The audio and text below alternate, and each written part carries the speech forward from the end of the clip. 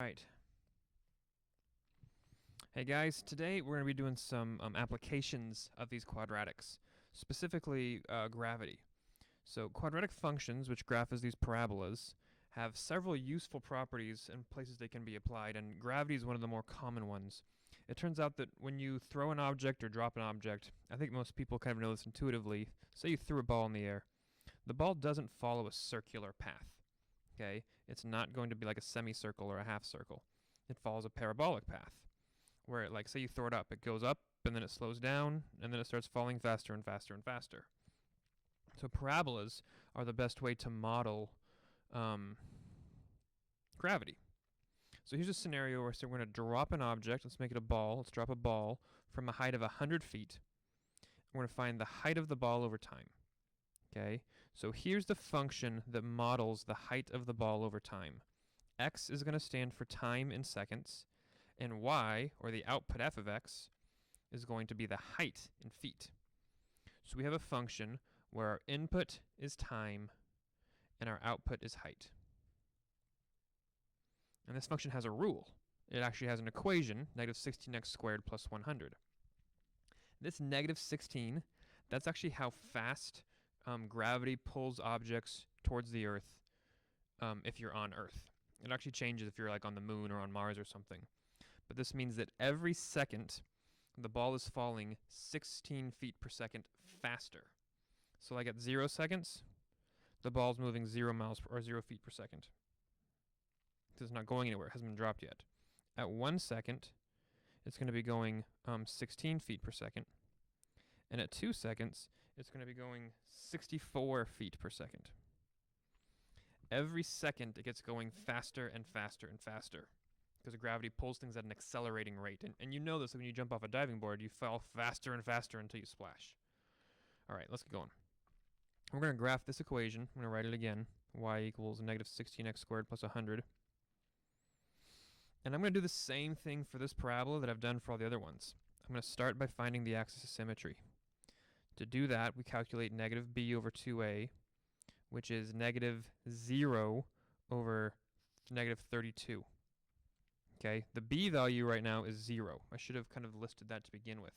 This has an a value of negative 16, a b value of 0, and a c value of 100.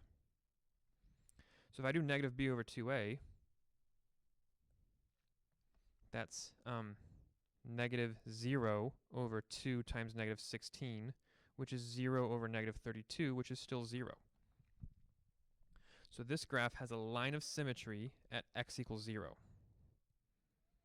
Now usually I would say that means we put 0 in the middle of the table and count up a few and count down a few.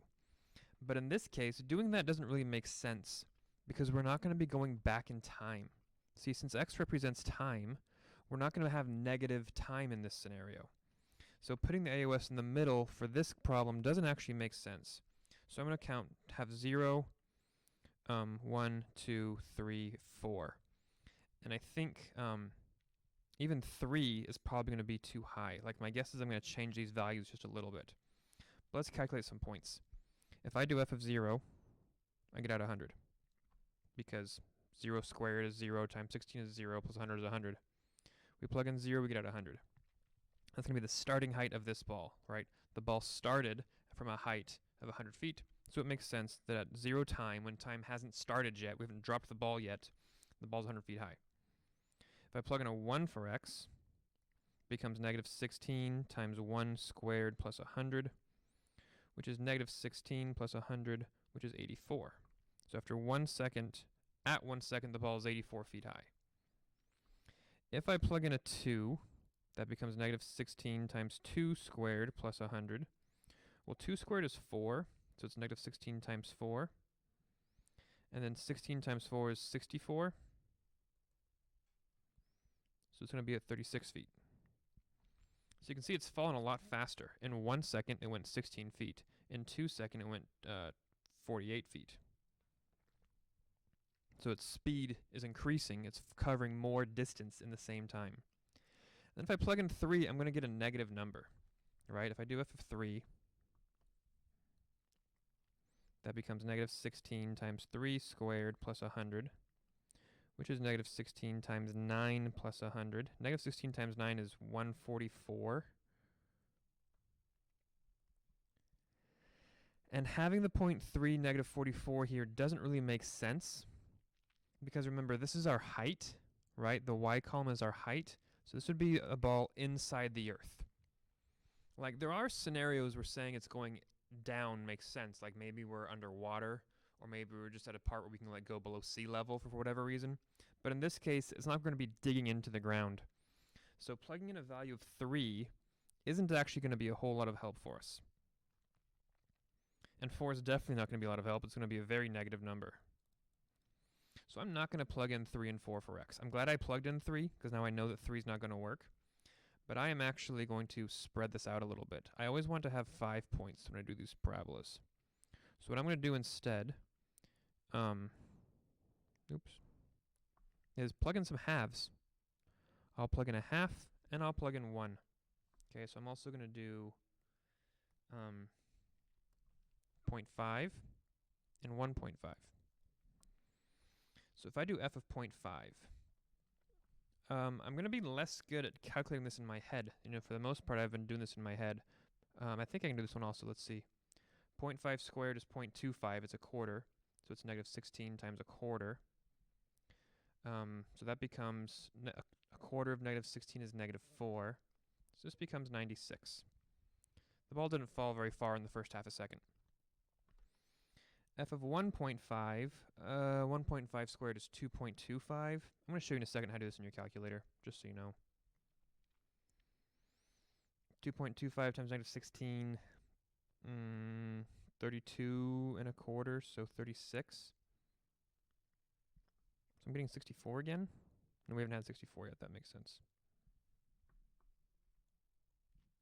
There, these are my 3 points. I'm going to check this last one. I'm not convinced that's correct, so I'm going to check it.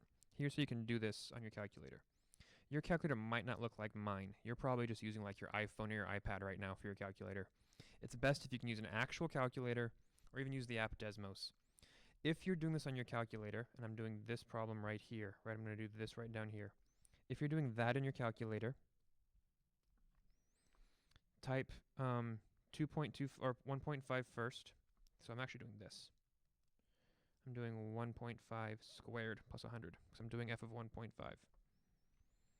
Type 1.5 in your calculator, then square it, then multiply it by negative 16, then add 100.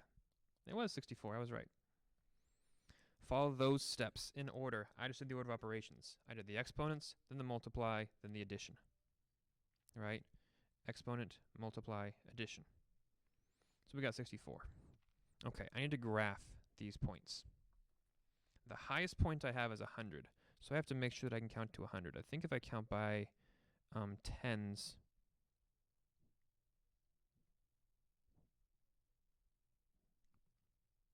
yeah, I'll count by tens, that's enough. If I count by fives, I won't quite make it. And on the x-axis, I'm going to count, I think I do every other box will be a half.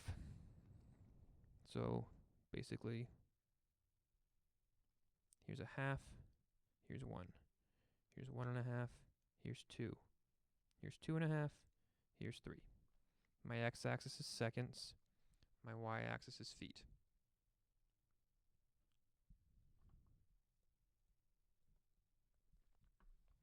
Okay, let's plot some points. I have the point 0, 100. 0.596 is going to be like right about here. Okay, this is the point 0.5, 96. 184 is like here. 1.564 is like here. And 236 is like here.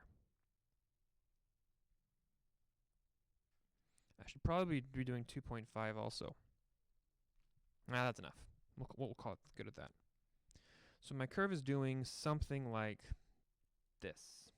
I'll keep it blue. This is a picture showing how the ball falls over time. Okay, I don't want my graph to actually go underground though. So this part of the graph right here is no good. because it's going underneath the earth. It has a negative height. I don't want a negative height. So my real question is, at this point, when does the ball hit the ground?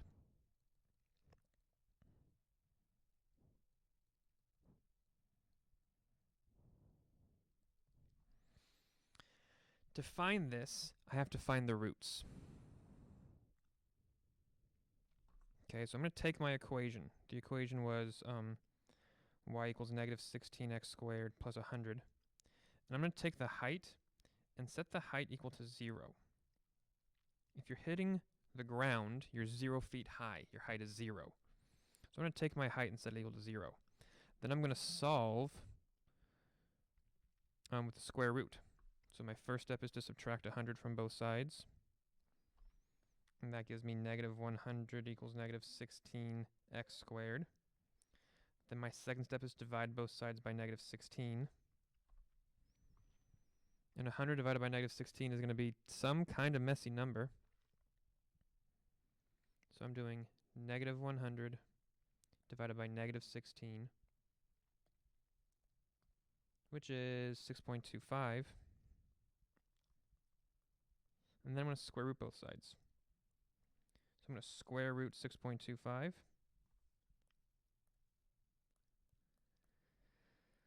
.5. That's exactly 2.5.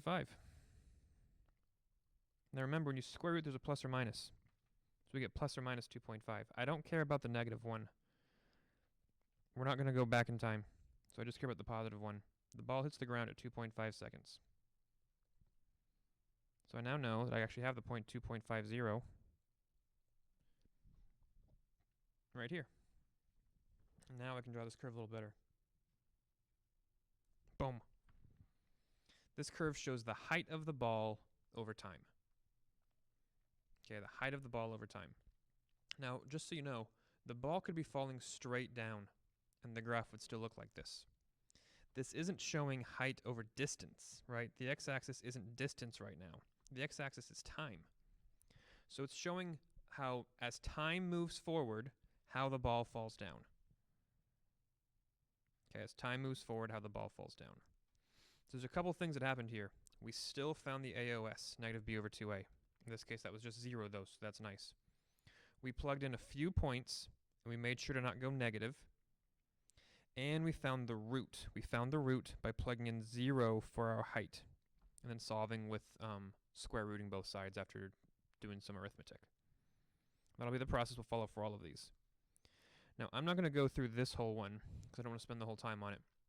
But I want to point out a very subtle difference that you'll see on your homework. With this one, in our last scenario, the ball was dropped, right? It's just like it's sitting up here, and it goes pew! This time, we're going to throw it upward first. So it's like we're standing at the top of a building 100 feet high, and the ball's going to be thrown up and then fall down. So let's start with the height of 100 feet with an upward velocity of 64 feet per second. That means when we throw it up, we're throwing it up at 64 feet per second. That's the speed at which we threw the ball. Well, that causes there to be a b term. Our last equation didn't have a b term, but this one does. So this one's going to have an AOS at negative b over 2a, which is negative 64 over negative 32, which is 2. This one has an AOS at 2. Now, going from 0 to 4 makes sense. We still want to start at 0, because that's when our time is 0. If we plug in 4 for x, that might not be enough to hit the ground. We might have to just keep going until we hit the ground. But I would find the AOS, put that somewhere in my table, and go from 0 to a few points past it. I'm not going to graph this one by hand. I don't want to spend that time. Let me show you how you can do this on an app called Desmos. Okay, Desmos looks like this. I'm going to type in the equation over here. It was y equals negative 16 x squared. I'm sorry, this thing keeps popping up. Plus 64x plus 100. And I see this graph, and you might be tempted now to pinch in to try to see everything. But that makes the graph way too narrow. To show everything, the graph has to get way too narrow. So instead of pinching in, there's this wrench over here in the top right corner, right here. Press this wrench, have your x's go from like negative 1 to 5, Have the y's go from like negative 10 to, it looks like 200. And now we have a really nice picture of this graph. And now I can zoom in and out a little bit.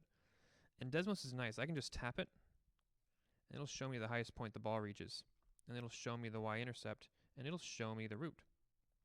Okay, so I can see the ball gets as high as 164 feet at 2 seconds. And that's the vertex. You just find the vertex.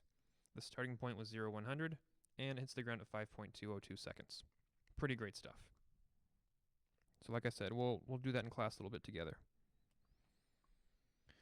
Okay, so one area where quadratics are useful is modeling gravity. Gravity pulls objects toward the Earth at a rate of 16 feet per second squared. Graph the parabola as usual. Find the AOS with x equals negative b over 2a, plot some points. Find when the object hits the ground by solving for the root, set the equation equal to 0, and then make sure your graph is symmetric if possible. Alright, that's all for today. Thanks for watching.